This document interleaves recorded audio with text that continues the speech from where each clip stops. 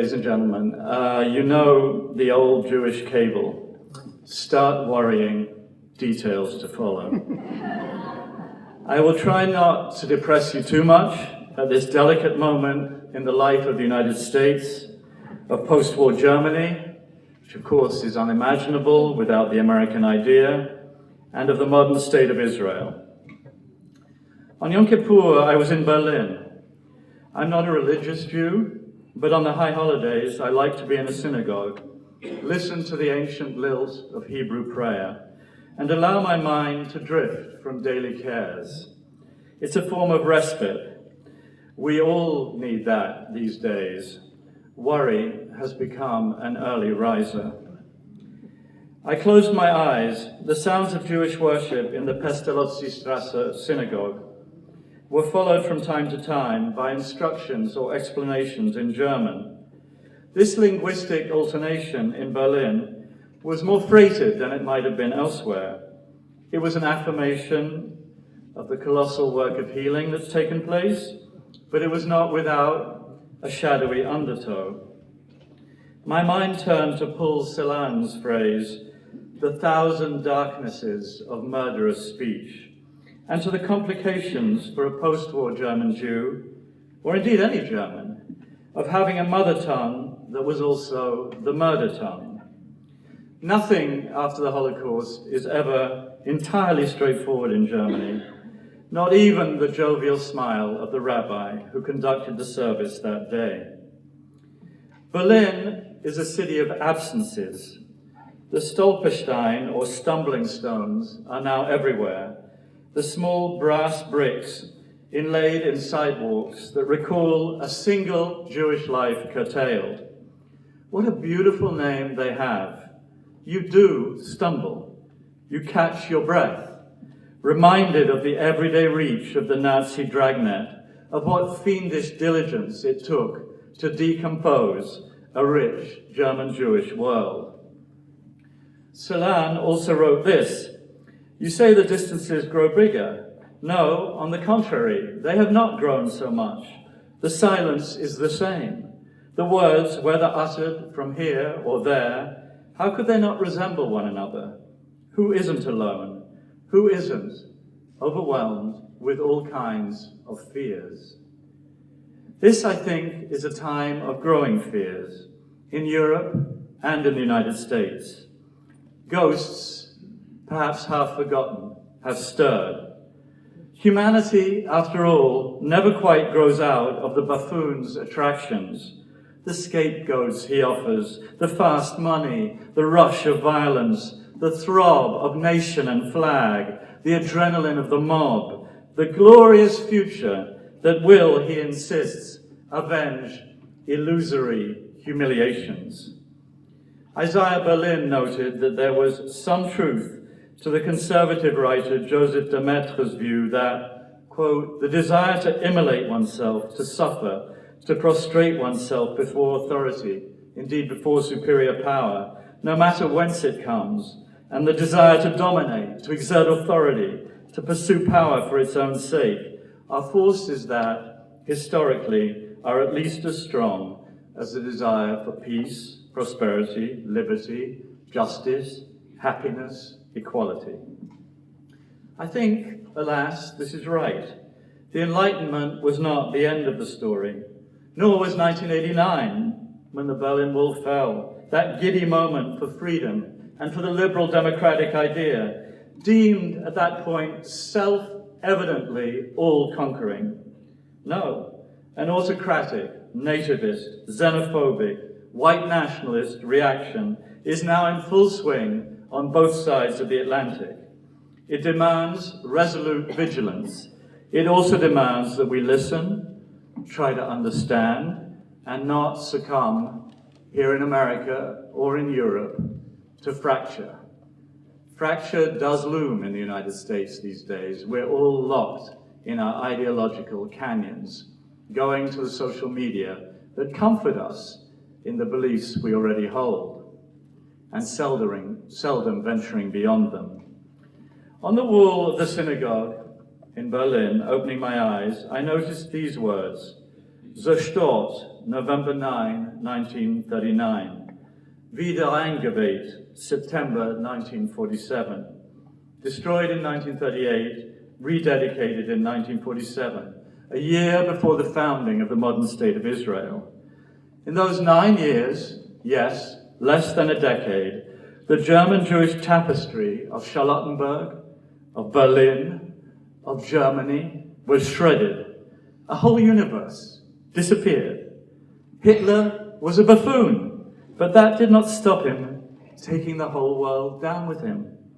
That's worth recalling today, ladies and gentlemen. Millions of European Jews, none more patriotic than the German, went to the gas. A new Jew would be born, the vigorous tiller of the soil in the valley of Harod, and orange groves would blossom from the parched earth of Palestine. But Europe and Germany lost a part of themselves forever. All that, of course, was in the 20th century, now disappearing from view at alarming speed. Few things are more dangerous than amnesia, and it strikes me right now that there's plenty of amnesia about with regard to, oh yes, the 20th century. But then, of course, the things you remember best are the things you've lived. I lived more than half my life still in the Cold War. But the Cold War was over when my two younger children were born. No wonder my daughter Adele found the last traces of the wall in Berlin when I took her to see them. Unbelievable, her word. What is this, Dad? My title today is German Jewish History in the 21st Century, which is problematic because we've only had 17 years of it. So I'll indulge in a little preemptive history, always a treacherous occupation. But before I get to that, I'd like to suggest what was settled or resolved in the German Jewish Odyssey in the second half of the 20th century. The reconciliation of German and Jew after the Holocaust was near unimaginable. Death was Paul Celan's master from Germany. How could it proffer a hand across the ashes to those who had slipped through the net? And yet, just as there could be poetry after Auschwitz, Theodor Adorno notwithstanding, even if the Third Reich demonstrated the limits of culture, so there could, over generations, be a new understanding between perpetrator and victim, even German-Jewish friendship. I think no nation guilty of a great crime has pursued an honest, open reckoning and atonement with the vigor and rigor of Germany. It did not come immediately. It did not come easily. The country zigzagged its way to a full accounting. There were long silences. There were significant evasions. But I would say Germany got there. The Bundesrepublik has earned the respect of the world and the friendship of Israel through its conscientious examination of a shameful past and its absorption of the lessons of that past, evident in a vibrant liberal democracy today. And today, many young Israelis flock to Berlin. Of course, this institution, the Leo Baeck Institute, has played a critical role in the healing through its dedication to the reconstitution of the world obliterated between 1933 and 1945. As I thought about my remarks today, my mind turned often to my late good friend, Fritz Stern, who once described to me the LBI as, quote, a monument that German Jewish refugees built as a memorial to their collective past, a troubled, anguished, glorious past to which many of them remained loyal, even as National Socialism sought to deny and destroy it. It's impossible to generalize about German Jews in the modern era, but common to most of them was an earlier deep affection for their country, its language, and its culture. Perhaps they loved not wisely, but too well. And the mission of this great German Jewish institution here in New York and elsewhere, Jerusalem and Berlin, continues. The question now is how can its achievement and the extraordinary work of conciliation behind it be applied to the 21st century? I think Stern offers us a clue. I was born into a world on the cusp of avoidable disaster, he wrote in 5 Germanys I have known. The cusp of avoidable disaster. The fragility of freedom is the simplest and deepest lesson of my life and work. Today, ladies and gentlemen, the fragility of freedom is all around us. We awaken to it on Twitter, those Twitter storms coming out of the White House. We experience it daily as a mild nausea. We go to bed with misgivings. We see it in rekindled bigotry, racism, and intolerance, declaimed by some people as if it were a kind of proud badge, giving free rein to your inner bigot as the best answer to political correctness. We see it in the rise of the rightist Alternative for Germany party. We see it in Donald Trump's America. We see it in the nationalist lurch in Benjamin Netanyahu's Israel. We see it in rising Islamophobia. We see it in rekindled anti-Semitism. Stern's phrase, the cusp of avoidable disaster, resonates. It may even give some of us goosebumps. Here, it seems to me, there exists a focus for German Jewish engagement in the 21st century. For that little hyphen connecting German Jewish would be unthinkable in a world controlled once more by the barbarians and buffoons who want to destroy connections, set us against each other once more. Isaiah Berlin reminded us of a truth about liberal democracy, of which the founding fathers were mindful. The best that one can do is try to promote some kind of equilibrium, necessarily unstable, between the different aspirations of different groups of human beings. That's not sexy. Some kind of equilibrium is not what human beings ache to die for. It is, however, essential for the health of any liberal democracy, some kind of equilibrium. The post-war transatlantic architecture, of which President Trump is at once so ignorant and so contemptuous, was about preserving the gift of freedom. Let us, Germans and Jews, rededicate ourselves then to that task over the 83 years left of this century. Well, a few days after Yom Kippur, I drove out to Brandenburg and Der Havel to interview an Alternative for Germany, AfD member, called Klaus Riedelsdorf. I've always believed that the essential task of the journalist is to be there and bear witness.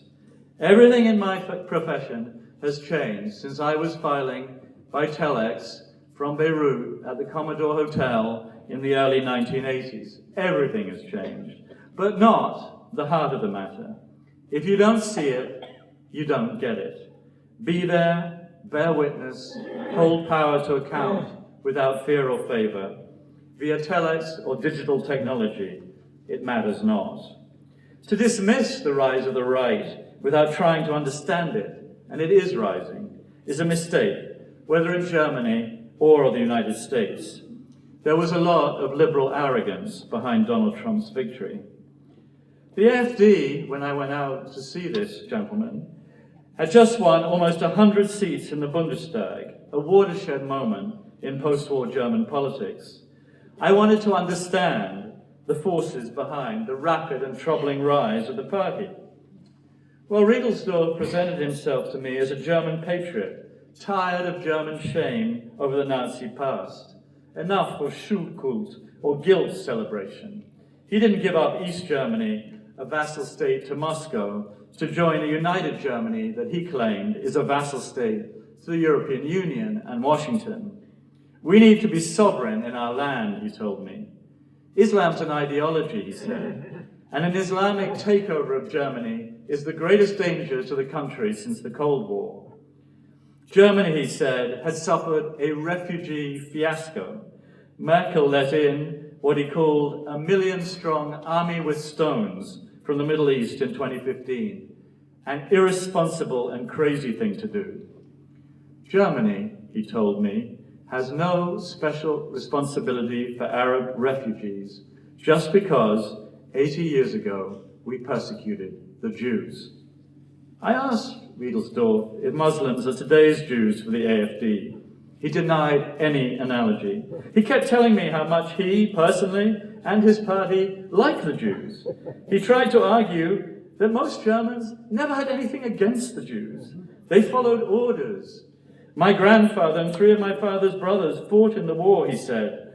They did what they were told to do, as any soldier does in the world. They tried to be honorable.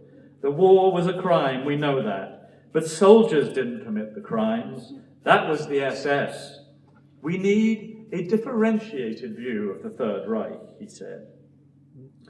Well, there are several things to say here. The first is that Germany, as Chancellor Angela Merkel realized to her immense credit, does have a special responsibility toward refugees, because 80 years ago it persecuted and tried to annihilate European Jewry. Germany incurred a moral debt without limitation. Germany knows, as no other nation, what closed doors can mean to the persecuted. Being from a Jewish family, I do too. That's in my bones. You don't become a refugee because you have a choice. You become a refugee because you've run out of choices. Today, some 65 million refugees and displaced people are on the move, more than at any time since 1945, and many of them emerging from the ravaged state of Syria. Shutting the door cannot, whatever the problems, whatever the issues, whatever the difficulties, shutting the door, slamming the door shut, cannot be the answer. Angela Merkel, raised in East Germany under the gaze of the Stasi, in the shadow of a wall, knew this with a particular conviction, and so, in my view, brought Europe back from the brink. This will stand through the 21st century as her finest hour. There may not be a Syrian German Steve Jobs in the million-strong army of possibility, but in countless ways, great and small, German society will grow richer and better equipped for this century of flux. Perhaps Merkel's margin of victory in the election would have been greater if she'd travel banned the desperate. Perhaps littleness pays today. I doubt it in the German case. One lesson of its total annihilation was that littleness is capable of reducing the world to ruin. The second is that we do not need a differentiated view of the Third Reich. We need absolute moral clarity on the evil it perpetrated. The human traits that buttress violent systems of racist oppression and murder, and I refer to fear, envy, tribalism, resentment, conformism, nationalism, opportunism, acquisitiveness, are universal, ladies and gentlemen, and they are enduring. The bystander is not innocent. The bystander is complicit. These are not lessons whose importance fades. The third thing is that Riedelsdorf is a rightist German, but in the current political climate, he could be from anywhere. The United States, France, Britain, the Netherlands, Italy. It's important to recognize him. A conservative white man, smart enough, patriotic, uneasy, resentful, who's just had it with the current situation. The pendulum is swinging back, he insisted to me. He turned to gay rights and women's rights. All fine, all great, he said, but if gays can marry now in Germany, does what homosexuals do with each other really need to be taught in German schools? Do gender-neutral neologisms like Studierende for students really need to be adopted to satisfy feminists? Our language, he insisted, is being raped for ideological reasons. Well, that reminds me of Donald Trump telling so-called values voters this week that Merry Christmas is back. Did it ever go away? And that he's embarked on the glorious defense of Judeo-Christian civilization. Speaking of reminders, an AfD campaign poster was propped in Riedelsdorf's office. We will take our country back. This slogan is the universal cry of rightist reaction. It's Trump's America First. It's Brexit. It's Marine Le Pen's nationalists against the globalists. It's behind the word of the moment, sovereignty, used 21 times, 21, by our president in his speech to the United Nations. The question arises, back from what or whom? The dark-skinned Muslim hordes, of course.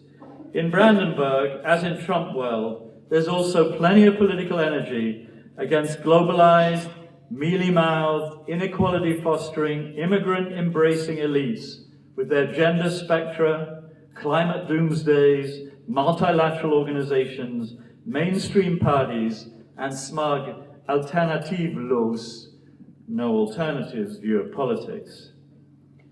I think of course we must fight the rightist xenophobes on every front and with all our energy and conviction and smarts. We must also, I think, recognize the failures of our Western democracies that led to the wave of people clamoring now for disruption at any cost. Disruption at any cost. That's Trump. It's not that people were deluded about who he is. It's that they were prepared to roll the dice. They were prepared to take the risk. They knew he could lead us into a nuclear war, but they were prepared to roll the dice, so desperate were they for disruption. We need to look this in the eye.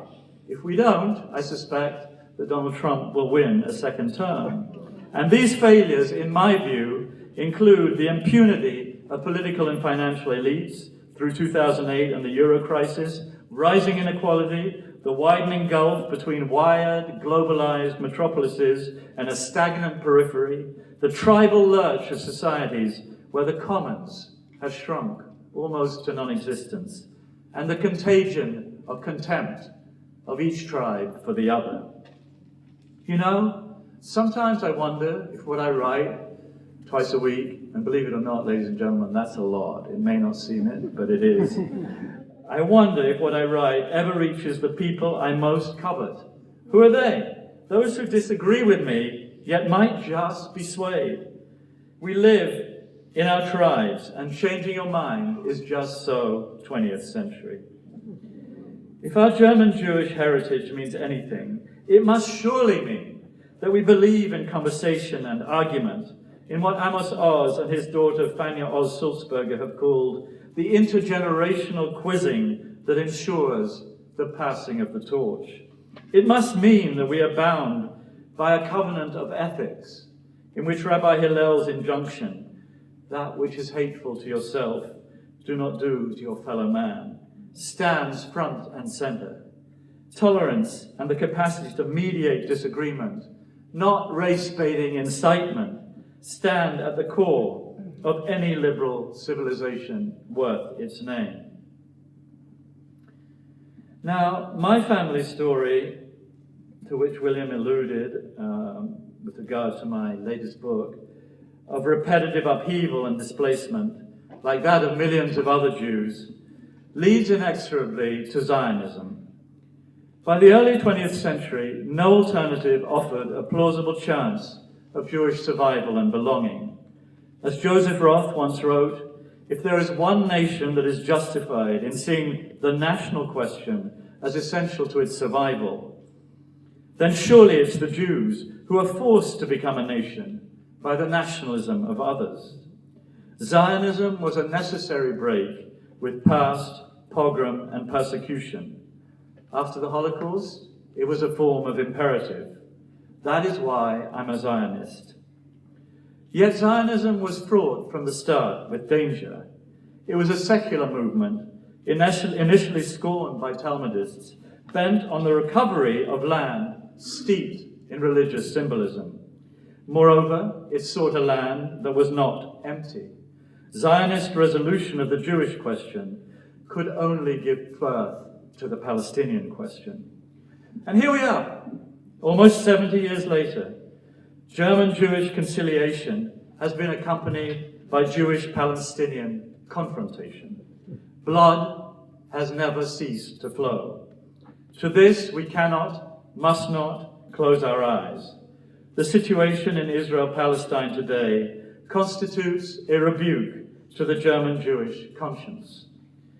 The fundamental battle in Israeli society is now the confrontation between the state of laws envisaged in 1948 and the messianic, nationalist, religious, ideological zealotry that recognizes only the word of God as expressed in the Torah and views Greater Israel as the realization of biblical prophecy. The secular Zionism of 1948 has been largely hijacked.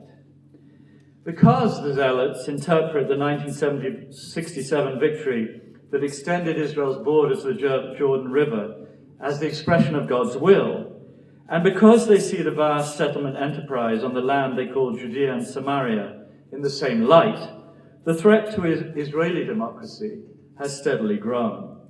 A democracy engaged in the subjugation and routine humiliation of millions of disenfranchised Palestinians living beyond an invisible line and adjacent to other people, the settlers, who have full citizens' rights because they happen to be Jews, cannot avoid, over time, corruption and corrosion. And that is the problem underlying Israeli society, such a remarkable success in so many other regards. The experience of the past several months, the attacks from President Trump on a free press, on an independent judiciary, on openness, on truth itself, have given Americans a taste of the intensifying illiberal assault on democracy that Israelis have endured for several years now. The 50-year occupation has exacted a heavy toll. As the late Yitzhak Rabin once observed, the settlers are, quote, a cancer in the body of Israeli democracy. Israeli media have been under attack from the right-wing government of Prime Minister Netanyahu. They're not alone. So have immigrants and Bedouins and minorities and NGOs and LGBTQ people and an open society and even the rule of law. A vibrant, open Israeli democracy, ladies and gentlemen, is essential to the hope of peace. If Israeli democracy dies, the two-state hope dies with it. Everything is linked, you see. If the rule of law is trampled in Israel, no force on earth will stop settlers and their backers claiming all the land between the Mediterranean and the Jordan River. They will say this is God's will. But it was not God's will that brought Israel into being. It was United Nations Resolution 181 of 1947 calling for the partition of Mandate Palestine into two states, one Jewish and one Arab. And that is the legal basis of the modern state of Israel. And behind that expression of the world's will lay the hard work and resourcefulness of the secular Zionists who had concluded, rightly in my view, that Jews would never be safe until they were masters of their own fate on a small patch of earth. The same Zionists who crafted Israel's founding charter of 1948 with its commitment to complete equality of social and political rights to all its inhabitants, irrespective of religion, race, or sex. Benjamin Netanyahu has played a destructive game for more than 2 decades. He's the master of kick the can down the road. His most unpardonable act, in my view, is to have flirted with the religious fanatics after the Oslo Accords and so helped inflame the atmosphere in which Baruch Goldstein in Hebron and Yigal Amir in Tel Aviv acted, the first slaughtering 29 Palestinians, the second assassinating Prime Minister Rabin. Netanyahu had compared Rabin to Chamberlain. He'd led rallies where the chants labeled Rabin a traitor. He'd sided with incitement. This was Bibi's fatal attraction. In a sense, I believe Israel has never recovered from Rabin's assassination, the most unthinkable of tragedies. We were invited by William to think about what would have happened if Weimar had survived as a counterfactual experiment. Imagine if Rabin had survived and with Yasser Arafat had managed to move forward. Personally, I believe they would have gotten there and everything would be different. It was, as I said, the most unthinkable of tragedies. It still brings tears to my eyes. It was so avoidable and at the same time, so inevitable. Avoidable in that Amir slipped through the cracks and loitered for 40 minutes unnoticed in that parking garage. Inevitable in that Israel never drew the line against his ilk. The nation's ambiguity about maximalist territorial claims backed by messianic zealotry proved disastrous. Jew killed Jew, settlers doubled in number since 1995. Peace died. This was a successful assassination. The ethno-nationalist religious ideologues got the upper hand over pragmatists and never really relinquished it. Tolerance ebbed, contact between Israelis and Palestinians shrunk, a second intifada and 3 Gaza wars yielded more of the blood that feeds the gyre of violence. Palestinian democracy was stillborn in 2005, its national movement split between Fatah and Hamas, its leadership increasingly ineffective. The status quo, an illusory term really, in that it masks steady deterioration and intermittent killing, continued in all its bleak and radicalizing aridity. I told you that I'm a Zionist. Israel must be defended, but not any Israel. One day, we know not when, the country will return to the conviction that drove Rabin, the necessity of compromise with the other people in the Holy Land, the Palestinians, in the name of peace, dignity, and the generations to come. As Amos Oz wrote after Rabin's assassination, there is simply no alternative to historic compromise between Arabs and Jews. In the end, ladies and gentlemen, it's pretty simple. We're Jews. We know as no other people what it is to be cast out, to be persecuted, to wander without a homeland. This, over millennia, was our fate. And everywhere we carried with us that covenant with a formless, faceless God, a covenant of ethics. Remember that verse from Hebrews? Do not neglect to show hospitality to strangers, for by doing that, some have entertained angels without knowing it. How abject it would be if this covenant, with its powerful idea that strangers come from God, may even be a gift from God, held only when we were weak, but was abandoned when we became strong. With strength, as we've seen, comes the temptation of force. Control of another people breeds the contempt of the powerful for the oppressed. It's unavoidable. It can't be avoided. There is no way around it. And Israel today reflects a half-century of that. You know, the assassins of Lincoln, of Gandhi, of Kennedy and King failed in that the ideas they tried to destroy resisted. We cannot forever let Yigal Amir be the exception and have his way. That commitment, too, must be part of our 21st century German Jewish history. The commitment to work still and against the odds, the gathering odds, for a 2-state peace in Israel-Palestine. Now, the founders of this country knew that democracy dies without vigilance. A republic, if you can keep it, said Benjamin Franklin after the Constitutional Convention of 1787, when asked what form of governance had been adopted. That admonition for Americans has acquired particular urgency of late. Never, I think, has so much vigilance been demanded in keeping it. The 600,000 plus new subscribers to my newspaper, the New York Times, this year demonstrate that, I believe. No, Mr. Bannon, we will not shut up. No, Mr. Trump, we will not surrender our First Amendment rights or cease to believe there is a difference between fact and falsehood.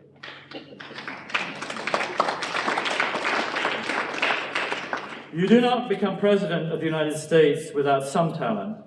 Donald Trump is a man of formidable, feral intuitions, allied to a fiendish energy. He saw, helped by Steve Bannon, that multiple American fears could be fused into a winning platform. Demographic fear, the end within the next couple of decades of America's white majority. Economic fear, the dislocations of globalization. Cultural fear of the urban elite, who, some believe, want to chase guns and God out of our country. Primal fear, the white flip out over having a black president. fear of the stranger, those immigrant hordes, fear of national decline, Chinese power rising, and those endless post-9/11 wars without victory, fear of the future, automation and the end of work, fear of terrorism, the Muslim jihadi amongst us, fear of speaking your mind, the liberal tyranny of the politically correct. Take all this, inject the potent galvanizing force of Fox News, wrap it in a heavy dose of angry nationalism, and drain the swamp elite bashing, and a winning guerrilla offensive was there to be mounted. And so it was, and Donald Trump is in the White House. Now, Mr. Trump acts from the Oval Office as a tribal leader above all. His inflammatory style is designed to rouse the mob. He shows contempt for truth. He's refused to condemn unequivocally a murderous neo-Nazi and white supremacist act in Charlottesville, where writers chanted, "Jews will not replace us." His attacks on the very foundations of our democracy, including the judiciary and the press, have been very troubling. Just this past week, President Trump tweeted, "With all the fake news coming out of NBC and the networks, at what point is it appropriate to challenge their license? Bad for country." This, ladies and gentlemen, is Putin-Erdogan territory. We don't know yet how far the president is prepared to go in silencing critics who do not meet his test of patriotism. We do know that he had little idea of what his oath to the Constitution meant. We also know that his base, some 35% of Americans, continue to support him strongly. I'm often asked what the likelihood is that President Trump will be impeached. And I have taken to replying that I think the likelihood of his being impeached is lower than the likelihood of his being a two-term president. I think both are relatively unlikely. I would put the chances of his being a two-term president at around 20%, and the chances of his being impeached at less than 10%.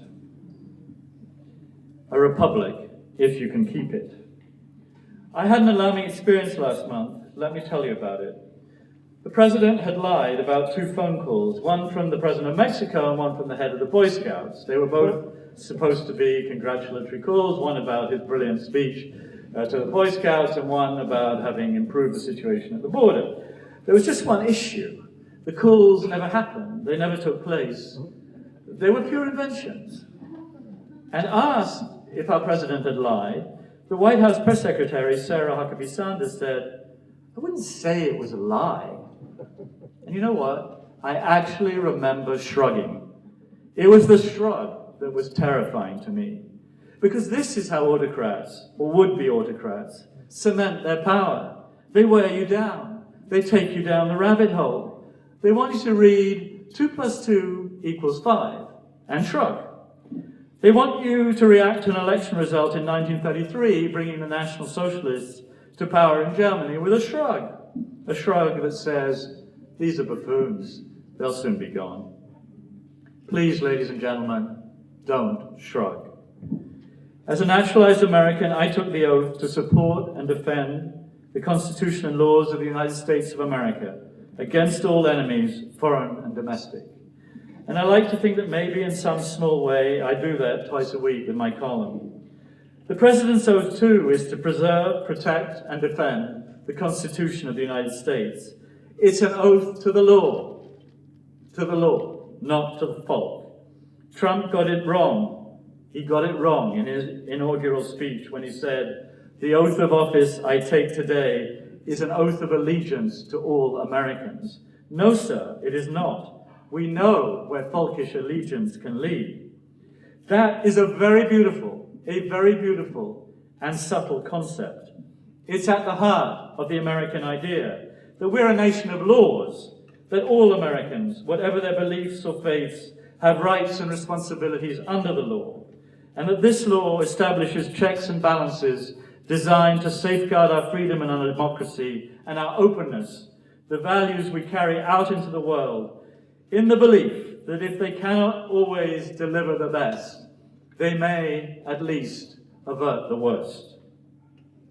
I fear that President Trump has no real understanding of this American idea, of its importance, of its centrality to the peace and security and prosperity we have on the whole, I underline it, lived since 1945. He's more drawn to autocrats, a Saudi king, President Putin, than he is to a democratically elected leader like Chancellor Merkel.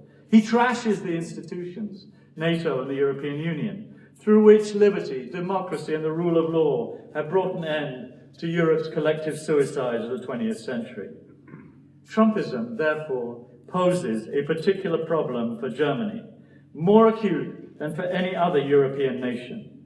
Because you see, the Bundesrepublik is America's child. It was forged under American tutelage and inspired by high American ideals of liberty. If the United States has forsaken these ideals under President Trump for machismo and pay up now mercantilism, Germany will one day have to think again.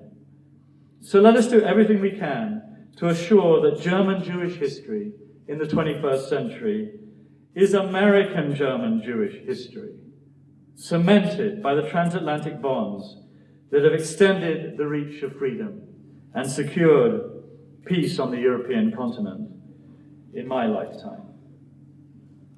Now, in conclusion, on the way back from Brandenburg last month, after that AfD meeting I talked to you about, a terrible storm erupted.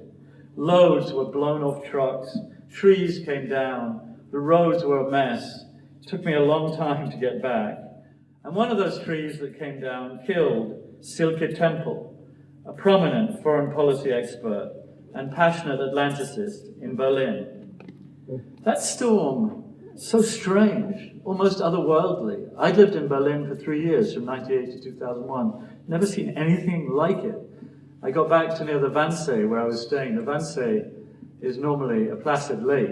It looked like the North Atlantic in a storm.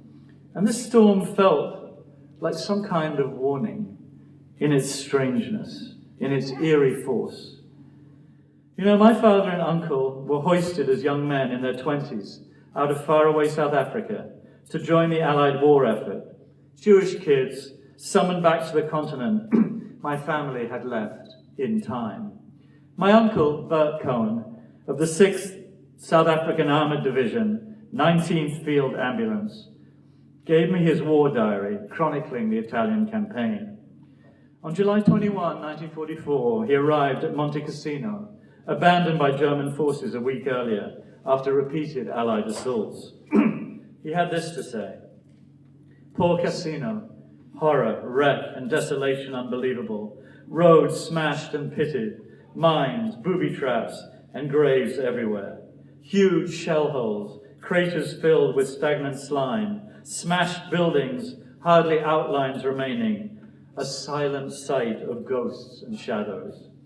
Pictures should be taken of this monument to mankind's worst moments and circulated through every schoolroom in the world. And circulated, I would suggest, to the Oval Office today, where there is so much nuclear brinkmanship today. War should never be taken lightly. I've covered wars. I know what they look like. It is for the young to reinvent the world. That is as it should be, but let us never forget. The fundaments of the Western liberal tradition, so dear to Leo Baeck himself, whom we recall today, cannot be taken for granted. Those values, rooted in the Enlightenment of humanism and secularism and the embrace of reason over superstition, are inseparable from the LBI, where we are today, just as they were inseparable from the 19th and early 20th century emancipation of German Jews. Let us guard and protect those values always. Fight reawakened anti-Semitism, and recall as we do so that it's Muslim immigrants who may be most in need of protection very often today. I'm a child of South Africa, my parents' birthplace, and the country where I spent my infancy, before my father, disgusted by apartheid, took us off to Britain. But we returned regularly, and catastrophe always loomed, inevitable as the sunset. Those Johannesburg swimming pools of my relatives would turn red with blood. Out of the distant, fetid, desperate townships, the black majority would rise up to claim what was theirs and avenge the cruel injustice of apartheid. My family, along with 4 million other whites, would be chased out. Well, and this is a fundamental lesson for me, the bloodbath didn't happen thanks to the leadership of Nelson Mandela and F.W. de Klerk. Statesmanship these days, ladies and gentlemen, is an old-fashioned word, almost quaint, but no less important for that. The worst is not inevitable.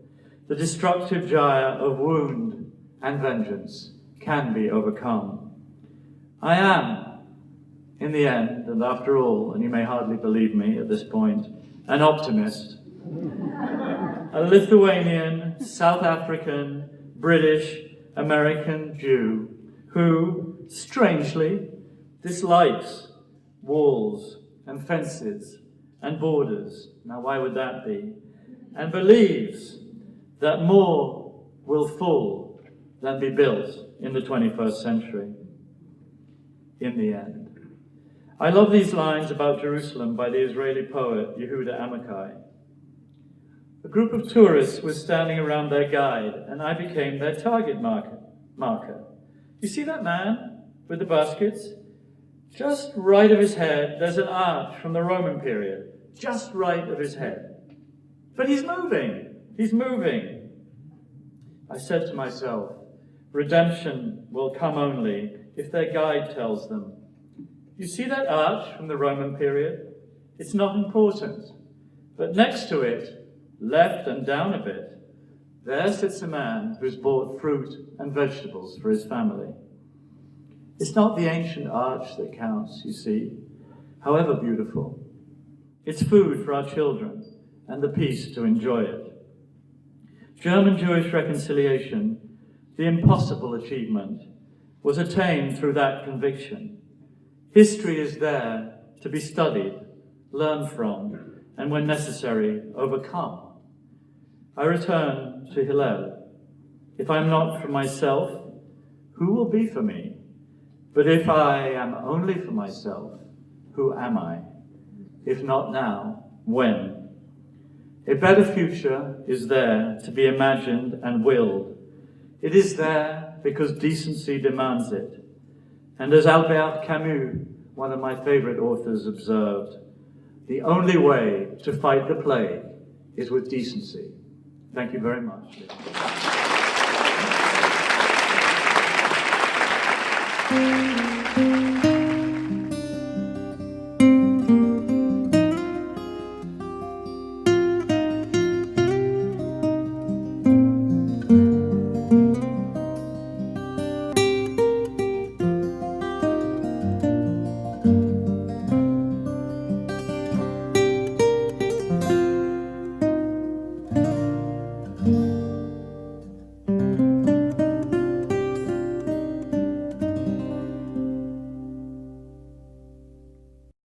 We would be pleased to send a complimentary DVD of this program to anyone who wishes to support JBS, the Jewish Broadcasting Service, with a tax-deductible gift of $36, double chai or more, to the nonprofit organization Jewish Education in Media.